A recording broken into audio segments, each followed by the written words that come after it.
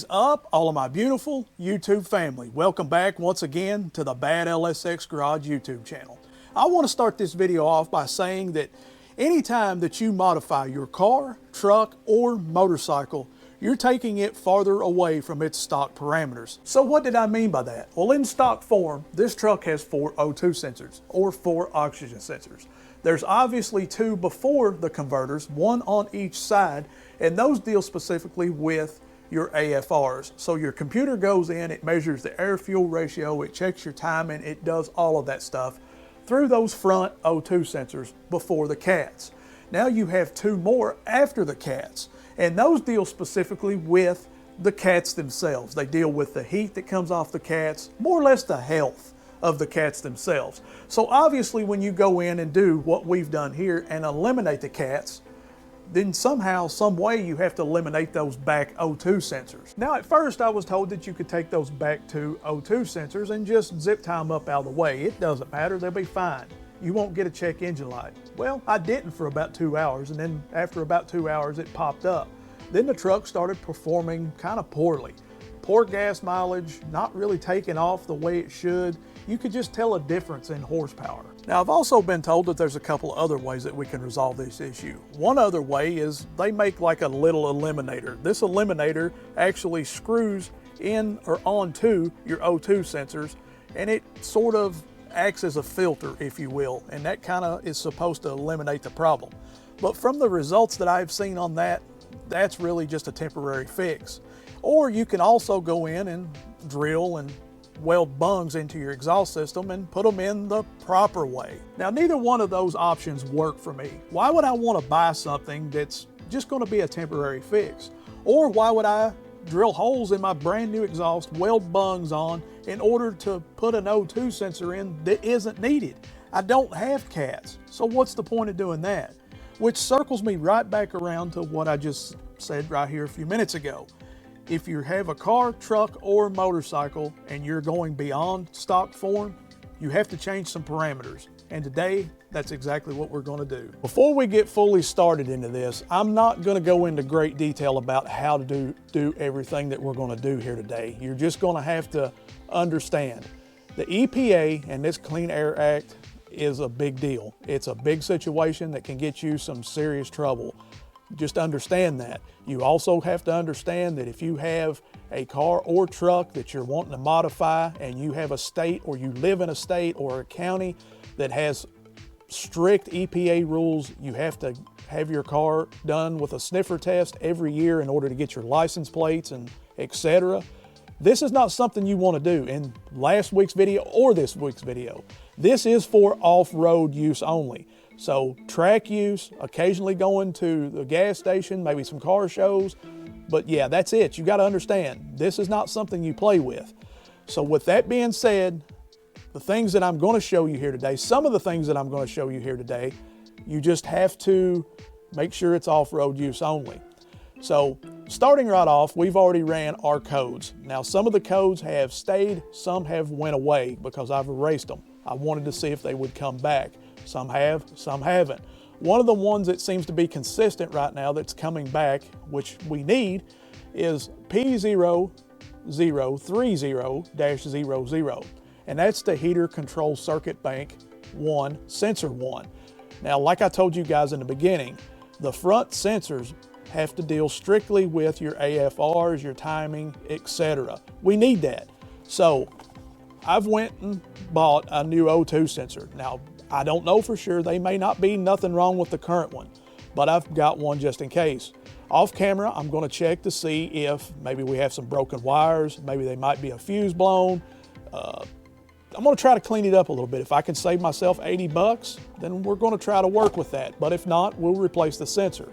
We definitely need that sensor. And like I told you guys, bank 1, it will be the driver's side. Bank 2 will be the passenger side. Sensor 1 is always the front sensor.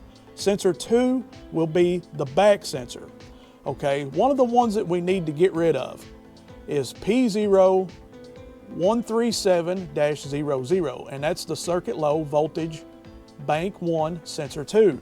Okay, bank 1, what I say, driver's side. Sensor 2, where's that at? Well, it's after the converter. We don't have converters. So this is one that we need to eliminate. And how are we going to eliminate that? I'm going to do it with this hptuners MPVI3 and ChatGPT. I need you guys to understand, I am not a tuner. I can get some basic things done, but as far as actually diving into all this stuff, I don't know what to do. Now, I have a good dude that lives about 50 miles away from me, James Short. He can tune about anything, but I don't have $900 laying around right now just to go spend to have it put on the dyno, especially for something this small. So I decided to hit up ChatGPT, and well, I don't remember exactly what I typed in, but I did just type in, do you remember our last conversation? Yes, our last conversation was about your 2018 5.3 liter after installing long tube headers and Speed Engineering Catalyst X pipe. You were getting a check engine light because the rear O2 sensors have nowhere to go. And you told me you're still on the stock tune. You do have hptuners, and you want me to walk you through menu by menu in hptuners how to fix it. Now, I can personally get to the menus where we need to go to. That's not an issue because I have familiarized myself with the software from hptuners. It says if you want, we can pick right back up from there, and I can continue step by step, rear O2 disable, COT, catalyst diagnostics, etc., or move on to tuning for other mods. So let's pick right back up where we was. Pick back up and just see what happens. Perfect. Let's jump right back in. Gave me a thumbs up. This will turn off the O2 sensors diagnostic properly so the CEL stays off with your Catalyst long tubes on your 2018 5.3 E92 ECM. I'm going to walk you menu by menu in hptuners VCM editor. Important notes first, this is for off-road use only. I've already told you guys that, so good thing. If you're not plugged in the front O2 sensors, the only fix for the rear. You will not lose drivability. Front O2s are still controlling fuel. Again, I've already told you guys that. This was something that I already knew, but it's good to see that we're getting good information here. So step 1, open your stock file on VCM editor. Step 2, file, go to open file, open your read file from the truck. This is to pull everything up. Step 2, disable the rear O2 sensors, DTCs. This stops the CEL. Go to Engine Diagnostics, DTC, O2s, and then you'll see codes like P0137/P0138, O2/low high voltage bank 1 sensor 2, P0140/P01041, O2 no activity heater bank 1 sensor 2, P0157/P0158 bank 2 sensor 2, P0160-P0161 bank 2 sensor 2. Change all rear sensor codes, sensor 2 only. Set MIL on first error, no error reported. Do not touch sensor 1 codes. So I want to let you guys know that I'm not going to walk you through this. It's up on the screen. If you guys want to check it out, by all means, check it out. Or go to ChatGPT and type in your own question as far as this situation goes. Now, I do want to let you know a couple of things. I did talk to a reputable tuner, and he said that this is what he does to a T every single day, or at least when he does this type of job. So that tells me at least that it's reliable enough for this situation to use. The next thing I want to let you guys know is that if you have like the MPVI3 like I have, you may be locked out of these parameters. You may not actually be able to get into them. I wasn't at first, but there is a way to actually go in through your help menu. You go down to parameters, click on that, and it will load up website. You click on that website and there's a questionnaire like for the Clean Air Act. You have to read along and then answer some questions. 15, 20 minutes worth of work, and then once you get all of that taken care of, it will unlock those parameters for you. Guys, this is a big deal. Like I said, the Clean Air Act and the EPA ain't playing.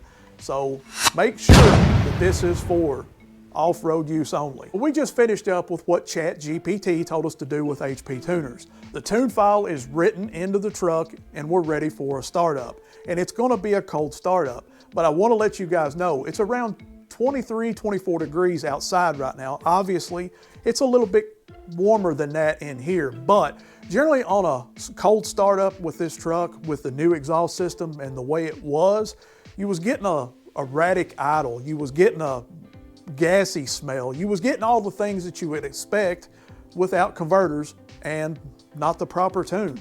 So without further ado, let's see what a cold start now sounds like tuned properly.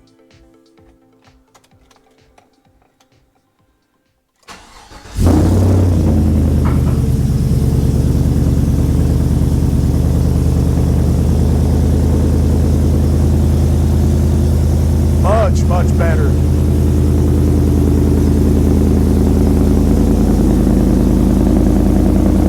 No gassy smell.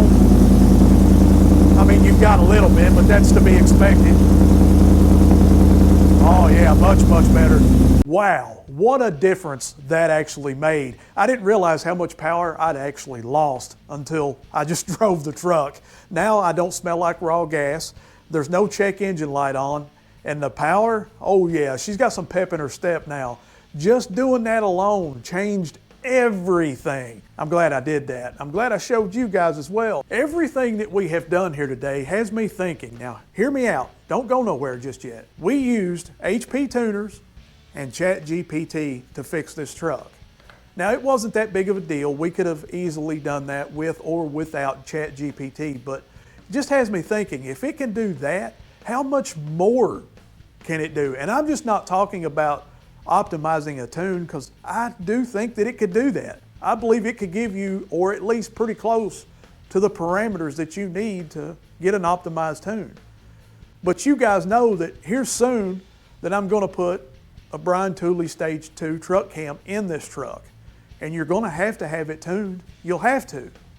But I wonder if, with me behind the keys, and ChatGPT giving me the direction, if we couldn't tune this truck.